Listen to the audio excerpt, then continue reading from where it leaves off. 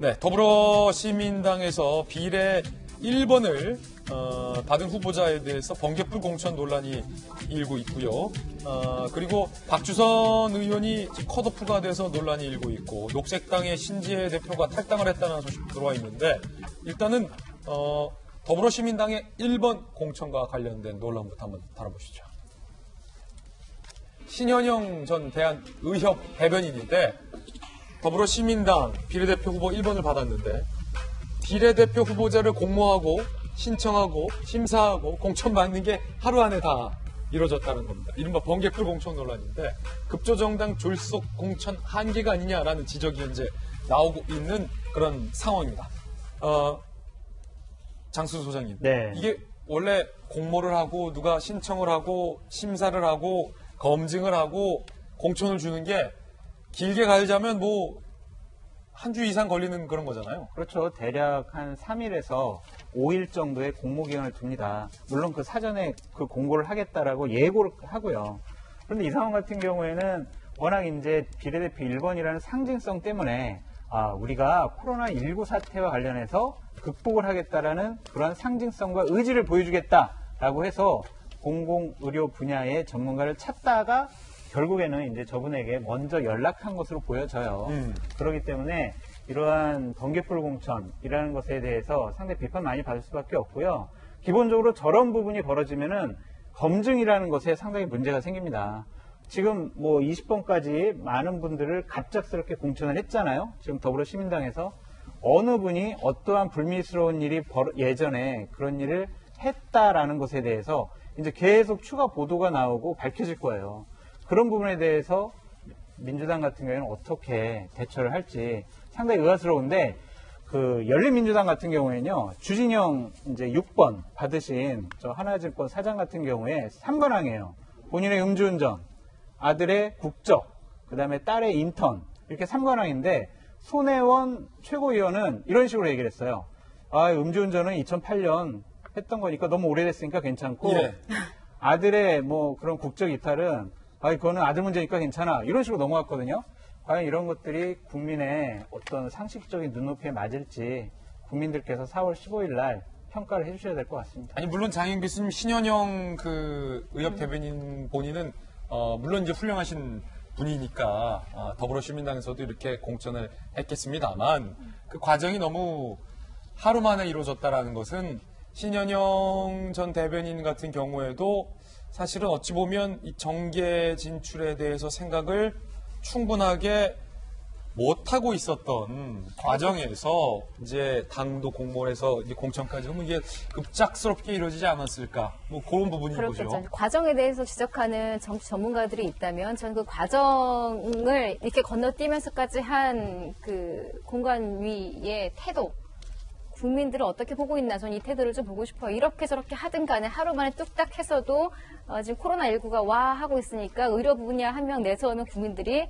혹하겠지. 이런 생각을 했으니까 1번은 내세우지 않았겠어요. 대대적으로 뉴스가 나올 테고 비례 1번이 누구냐가 나올 텐데 그러니까 이 와중에 또 분명히 잡음이 나옵니다. 대표적으로 최영선 대표 같은 경우에는 자신이 이번에 후보 못 받은 것에 대해서 내가 1번 위안부 피해자분들을 왜 이렇게까지 했는데 내 이름을 뺐다 지금 이렇게 또 불만 섞인 소리를 내고 있어요. 이런 잡음에도 불구하고 잡음이 있을 것을 예상하고도 비례 1번을 무조건 의료 분야 관련된 누군가를 내세웠다. 누가 봐도 전략적이거든요. 그러니까 이런 얄팍한 전략들의 국민들이 속을 거야 혹은 국민들에게 통할 거야 라는 생각을 했다라는 이들의 시각에 저는 조금 더 한탄스럽습니다. 제가 지금 선거철이라서 요즘 어느 한 당이 공천을 잘했고 한 당이 못했으면 상관없는데 일방적으로 더불어민주당 관련돼서 좀 약간 비판의 소리가 너무 높기 때문에 톤 다운을 좀 시켜드리고 싶었어요. 아니 뭐 그런 잘못했다는 게 아닙니다. 저도 비판은 아니고 그냥 태도가 조금 그렇다고 해서 미래통합도 못했고 더불어민주당은 또 눈여겨 봐줄 때가 있습니다라고 제가 변명하는 건 또 아니에요. 예, 그럼요. 어떤 이야기를 하고 싶냐면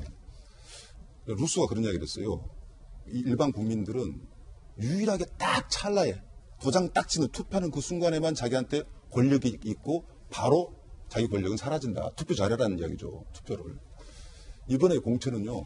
국민들이 이랬으면 좋겠어요. 저는요. 진보적인 국민, 보수적인 국민 모두가 자기의 구미에 맞는 것을 선택할 수 있는 그 자유가 저는 있다고 보고 그런 정책 결단을 내려야 되는데 각 당에서 한번 보십시오. 국민들을 의식해서 하는 공천인가 아닌가 만 기준으로 해가지고 이번 투표를 했으면 좋겠다. 이러다 보니까 정치권이 자기 마음대로 하다 보니까 결국 힘들어지는 유권자예요. 저도 그렇다고 해서 가서 막 1번만 찍을 수는 없습니다. 저도 이제 볼라 그래요. 그런 식으로 우리가 투표를 했으면 좋겠다. 예. 그렇게 하면 또 민생당에서는 4선 박지원 의원이 컷오프되면서 논란도 있고요. 그런가 하면 시민당의 비례대표에 오른 양이원영 에너지전환포럼 사무처장이 민주당의 비례위성정당에 대해서 과거에 비판을 하다가 또 비례정당으로 공천을 받아서 지금 논란이 되고 있습니다. 현실 정치는 이런 거군요. 이런 식으로 비례연합정당을 만들면 유권자들이 표를 줄까요? 한국 정치가 조금이라도 진전될 걸로 기대했는데 민주당 참 실망입니다라고 비판을 했었는데 민주당의 더불어시민당의 비례대표 9번을 받게 됐고요. 그런가 하면 지난 대선 때 페미니스트 대통령을 내걸며 출마했었던 녹색당의 신지혜 후보는 녹색당을 탈당해서 또 무소속으로 출마를 했습니다. 들어보시죠. 녹색당에서 탈당한 주요 이유가 두 가지가 있습니다. 이 거대 양당이 소수 정당을 빨아들이려고 하는 사태에 녹색당도 그렇게 크게 멀리 있지 않아서 그것에 큰 유감을 느꼈고요. 다른 두 번째 사건은 제가 녹색당에서 녹색당 당직자에게 성폭력 사건을 당했습니다. 구닥다리 낡은 정치와 결별하고 우리 앞으로 가자라고 하는 말씀을 드리고자 무소속으로 출마합니다. 자, 녹색당에서 사실은 페미니스트 대통령 후보로까지 대표로도 있었는데 이번에 당내에서 갑자기 여러 사건이 있었던 것 같아요. 양현 교수님. 그러니까 성추행 문제도 사실은 걸려 있었고, 무엇보다도 지금 뭐 연합정당을 만드냐 안 만드냐 이 과정에서 정치개혁연합이냐 아니면은 지금 지금 새롭게 이제 된 당이냐 이 가운데서 녹색당이 이름이 들어갔다 안 들어갔다 여러 과정이 있었어요. 지금 우리 얘기하고 있는 분의 인터뷰에 따르자면 보니까 이론적인 정의에 대해서 이야기를 하고 있는 것 같아요. 일단은 지금 현재 선거법 연동형 비례제 자체가 다당제를 표방을 하고 또 여러 가지 의견이 있는 소수정당들을 위한 선거법이라고 해놓고서는 결국 가서 마지막 이러고 있는 것 여기에 대한 환멸도 느낀 것이고 개인적으로 이제 당에 대한 환멸도 느낀 것이고 그리고 무엇보다 그렇군요. 미투에 관한 이야기를 강조를 많이 하셨거든요. 미투 피해자 중에 정치인 출신이 없었는데 다들 이런 분위기 속에 나라도 한번 나서서 이야기하고 싶었다. 여러 가지로 현 시대의 정치가 얼마나 본인 나이브란 표현을 썼잖아요. 순수하지 않은지에 대한 고발과 함께 어쩌면 나는 좀 순수한 정치를 해보겠다는 출사표가 될 수도 있을 것 같습니다. 그렇군요. 그런가 하면 선관위가 이제 오세훈 후보의 유세를 방해했다라는 의혹과 관련해서 대진년 단체에 대해서 선관위가 고발을 했다는 소식도 지금 들어와 있군요. 저희들은 60초 광고 후에 돌아오겠습니다. 잠시 후에 뵙죠.